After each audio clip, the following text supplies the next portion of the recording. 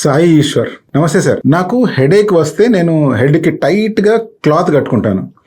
దీనివల్ల hair loss అయ్యే chance ఉందా? చెప్పండి ప్లీజ్ సార్, రిప్లై మీ. మనం మన బంధువుల్లో కావచ్చు, ఇంటి చుట్టుపక్కల కావచ్చు గమనిస్తూనే ఉంటాం. కొంతమందికి ప్రత్యేకించి హెడేక్ ఉన్నప్పుడు తలకు మసాజ్ చేసుకుంటారు, ఇంకొంతమంది ఏమో తలకు ఆయిల్ పెట్టుకొని మసాజ్ చేసుకుంటారు, ఇంకొంతమంది తలకు టైట్గా బట్టలు చుట్టుకుంటారు, ఇంకొంతమంది నిద్రపోవడం ట్రై చేస్తూ ఉంటారు. ఏదేమైనా కానీ ఇవన్నీ ఏంటి అంటే తలనొప్పి కోసం వాళ్ళు అలవాటు చేసుకున్న పద్ధతులు. కొంతమందికి రిలీఫ్ వస్తుండొచ్చు, కొంతమందికి రిలీఫ్ రాకపోవచ్చు. ఇక్కడ ఈ అబ్బాయి అడిగే ప్రశ్న ఏంటంటే ఈయనకు తలనొప్పి వచ్చినప్పుడు రెగ్యులర్గా తలకు బట్ట చుట్టుకుంటాడు అనమాట. అంటే టైట్గా తలకి చుట్టుకోవడం వల్ల అతనికి రిలీఫ్ వస్తూ ఉంది. ఇలా టైట్గా తలకి బట్ట చుట్టుకున్నప్పుడు అలాంటి టైట్నెస్ వల్ల ఏమైనా హెయిర్ ఫాల్ అవుతుందా అనేది ఆయన డౌట్. మనకు హెయిర్ ఫాల్లో ఉండే ఎన్నో రకాల్లో ఒక కైండ్ ఆఫ్ హెయిర్ ఫాల్ ఏంటి అంటే ట్రాక్షన్ అలోపేషియా అంటాం. అంటే ఎప్పుడైతే జుట్టుని టైట్గా కట్టేస్తామో, ఇన్ ద సెన్స్ చుట్టుపక్కల టైట్గా కాకుండా జుట్టుని లాగి కట్టి దానికి రబ్బర్ బ్యాండ్ చుట్టడం కానీ లేకపోతే దానికి జడేయడం కానీ చేస్తాము. అటువంటప్పుడు ఆ ట్రాక్షన్ వల్ల హెయిర్ ఫాల్ అయ్యే ఛాన్స్ ఉంది.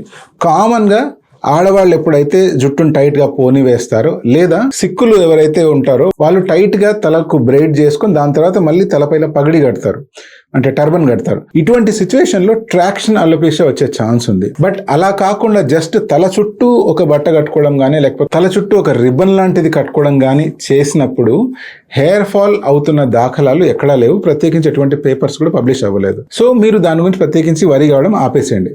కానీ హెడేక్ తగ్గించుకోవడానికి ఇది సరైన పద్ధతి అయితే కాదు.